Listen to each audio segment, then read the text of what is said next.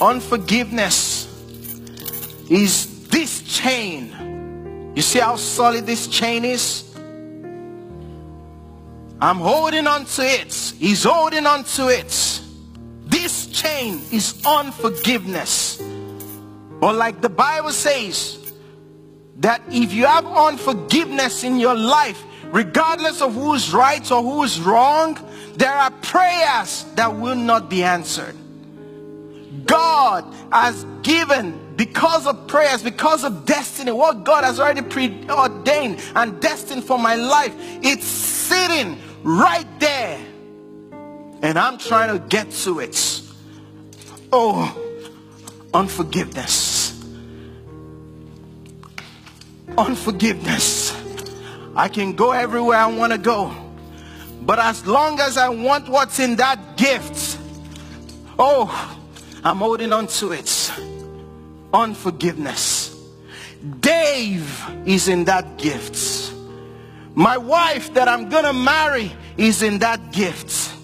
The opportunity to stand here to preach and preach to you the word of God is in that gift. But as long as I hold on to it, I cannot get to it. David and Annika, Reggie, Anita, the worship team will sing and lead us in worship. One of my favorite songs. We all love it. If they did it right now, everybody will have their hands lifted up and pray and sing it. Break every chain, break every chain, break every chain. But guess what? God is saying to you, you break the chain.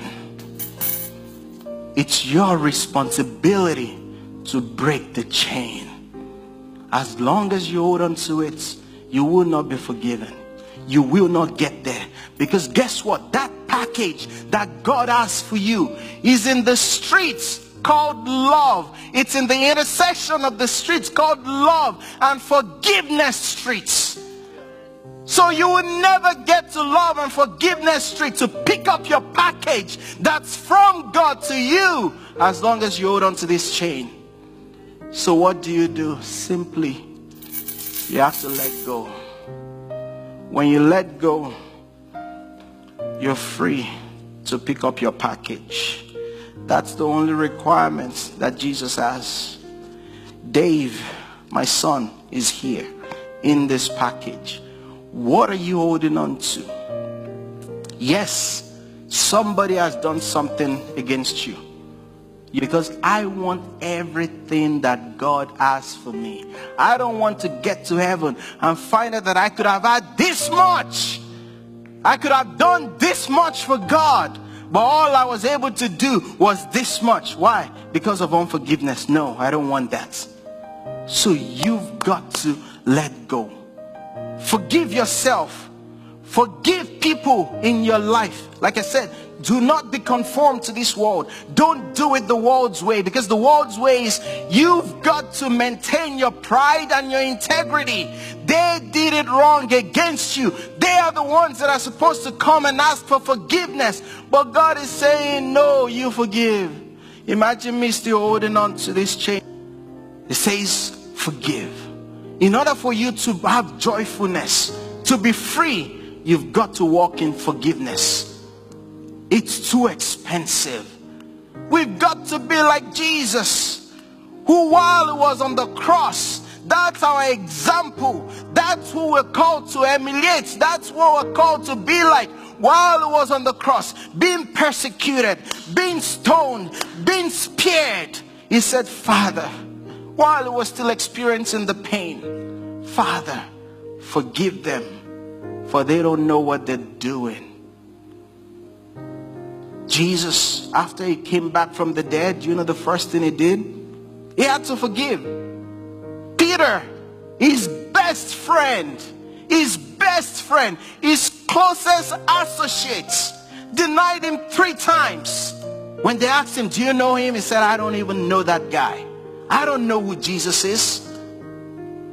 But when Jesus came from the dead, the first thing he said is, go and tell my disciple and Peter that, hey, I may not have the faith